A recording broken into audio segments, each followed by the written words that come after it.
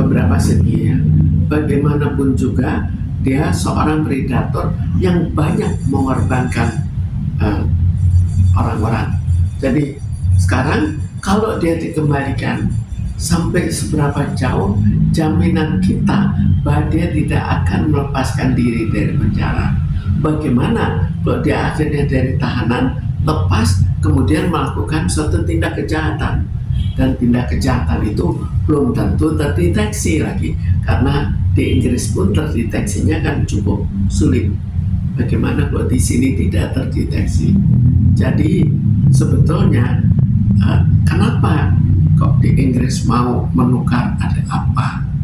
Apakah dia merasa itu lebih menguntungkan? Karena bagaimanapun juga di Inggris barangkali dia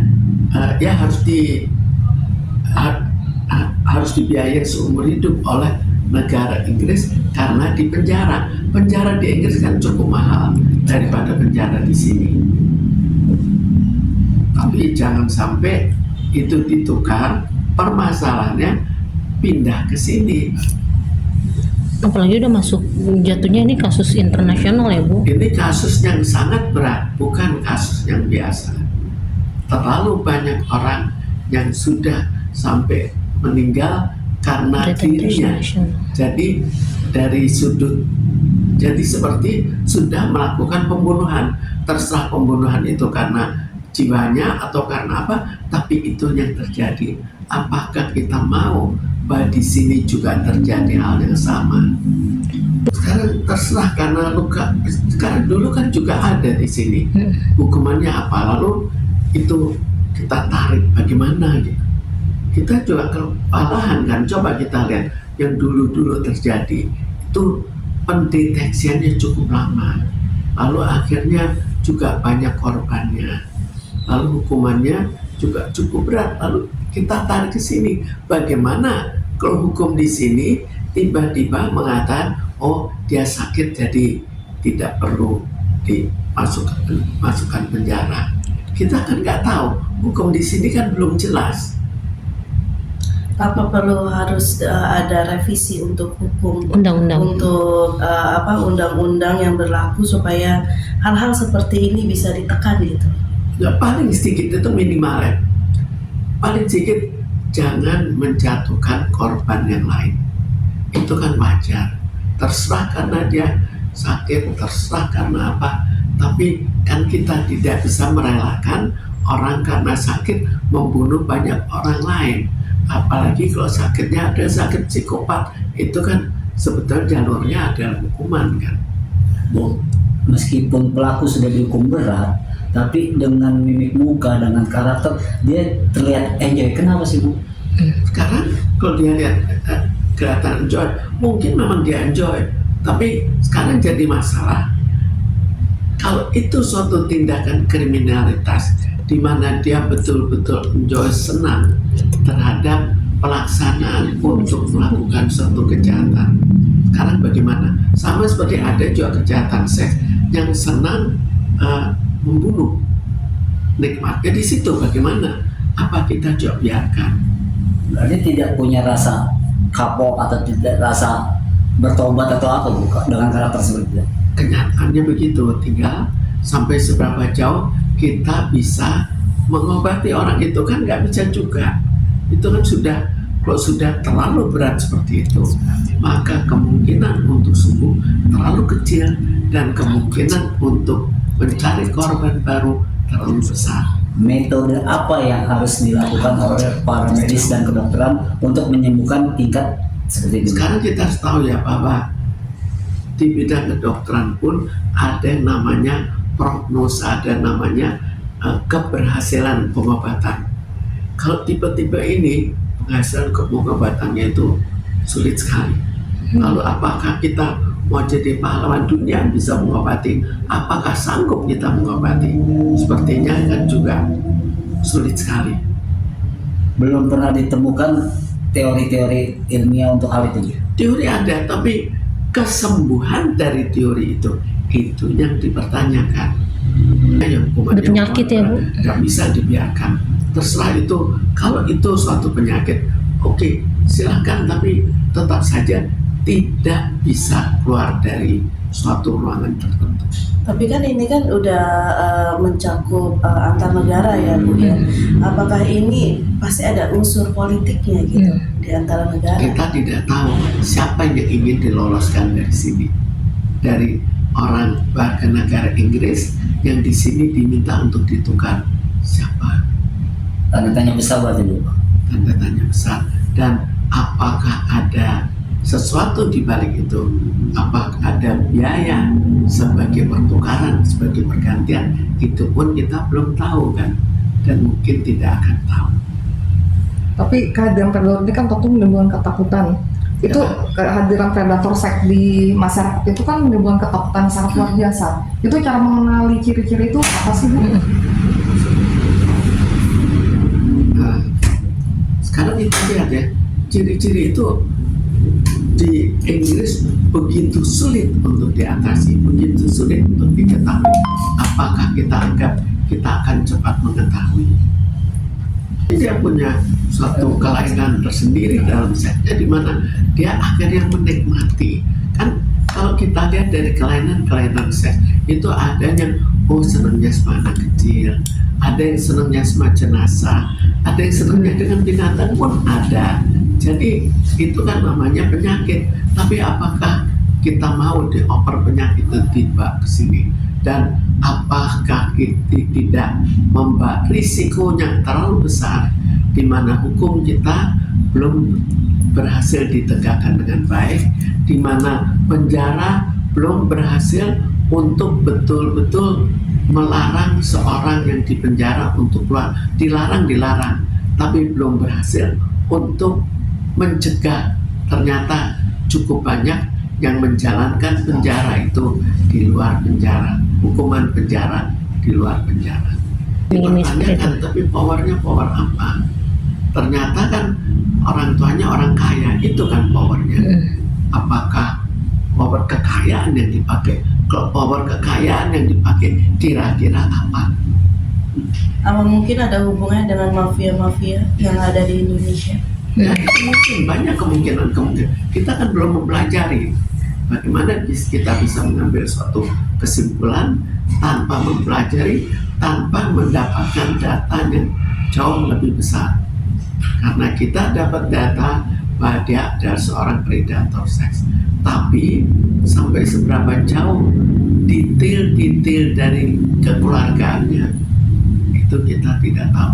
Kita tahu keluarga orang kaya, tapi di samping itu apalagi yang kita ketahui? Bu, kira-kira itu kan predator seks itu kan pasti dengan gejala. Apa sih sebelum itu menjadi semakin parah, apa yang harus dicegah itu Bu? Sebelum semakin parah kan kita mengobati, tapi apakah ada keberhasilan dalam mengobati? Sama seperti kita hadapi seorang pasien kanker stadium 4. Apakah bisa aja kita obati? Bukan tidak bisa, tapi apakah akan berhasil? Ini juga mirip juga kan, apakah akan berhasil? Jika kita jangan berangan-angan berhasil, dan karena berangan-angan berhasil kita loloskan. Berarti harus ada keinginan sendiri dari pasiennya untuk berubah. Apakah mau pasien? Apakah sekarang prinsipnya apakah berhasil itu? Kita ada misalnya seorang yang senang membunuh, lalu kita loloskan, kita obati, apakah akan berhasil? Siapa yang begitu hebat untuk mengobati jenis-jenis penyakit seperti ini? Tapi dari kalau itu dari sebelum dia masih kecil terus menuju remaja, orang tua yang benar-benar harus berperan penting dong, bisa dibilang. Mestinya begitu, tapi kita tidak tahu apakah memang ada suatu bakat yang terlalu negatif pada dirinya.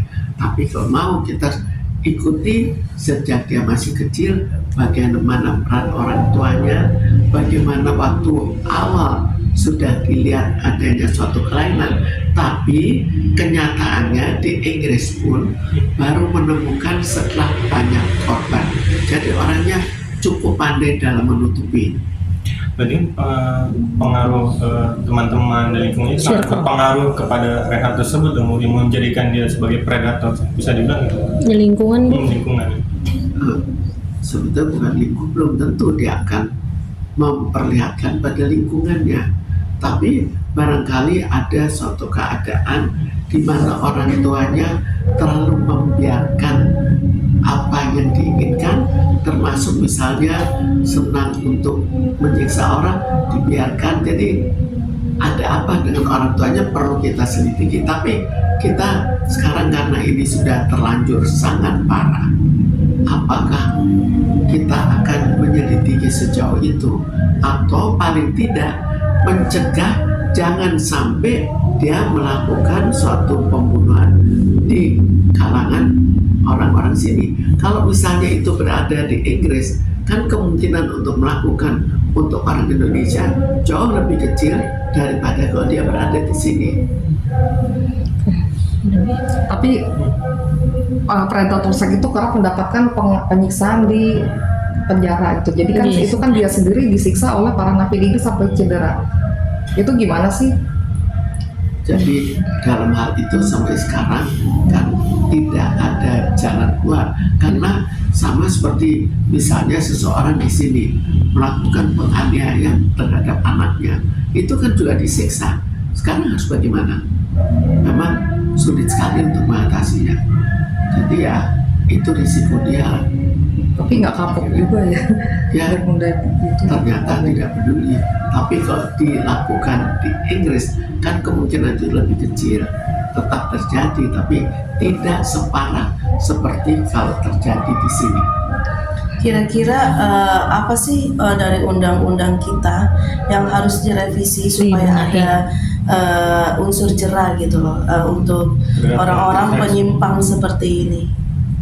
Itu dulu kan pernah dipersoalkan heboh, disunting, tapi itu pun juga banyak pro dan kontranya. Oke. Komentarnya Tapi ya pro dan kontra untuk menyuntik orang supaya jadi tidak bergairah.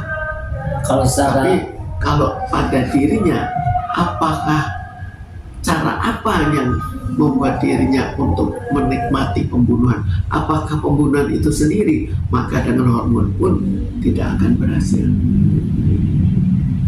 kalau menurut Ibu sebagai seorang psikiater untuk menanggulangi atau mengatasi masalah terkait kelainan seks, menurut Ibu solusi yang tepat itu apa, Bu, dari menurut Ibu?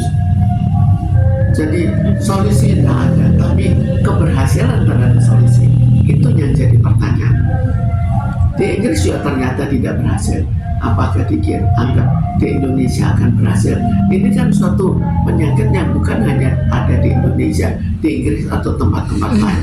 Sekarang negara mana yang psikiaternya berhasil untuk mengatasi penyakit-penyakit seperti ini? Kalau tidak berhasil bagaimana? Seperti orang yang biasa membunuh, apakah karena dia mempunyai kelainan dia senang membunuh akhirnya diberikan prioritas? Kan enggak juga. Itu tetap suatu yang sifatnya penyakit, walaupun itu penyakit tapi bukan diberikan dispensasi. Kalau itu penyakit yang sifatnya sakit jiwa, yang betul-betul sakit jiwa, itu masih bisa diberikan dispensasi. Kenapa? Karena kalau diberikan obat bisa sembuh. Jadi belum ada formula khusus ya. Setahu saya belum ada. Jadi sekarang kita mau bagaimana? Hanya untuk memenjarakan di sini atau bagaimana? Apakah bisa dipenjarakan? Dipenjarakan di sini bisa. Apakah bisa dipenjarakan dan tetap berada di penjara? Apakah kalau digabung dengan yang lain, apakah dia boleh bebas untuk membunuh yang lain? Atau ada penjara khusus kelainan seks, bisa bilang itu atau kelainan? Sampai sekarang kan belum ada penjara itu, jadi tetap digabung dengan yang lain. Tapi mungkin bisa dipertimbangkan untuk ada penjara isolasi khusus untuk yang penyimpangan seks seperti ini. sekarang berapa orang sih seperti itu? Sekarang kita sendiri kekurangan tempat, lalu mau dibuat tempat seperti itu. Pertama, kita perlu memperluas penjara, ya.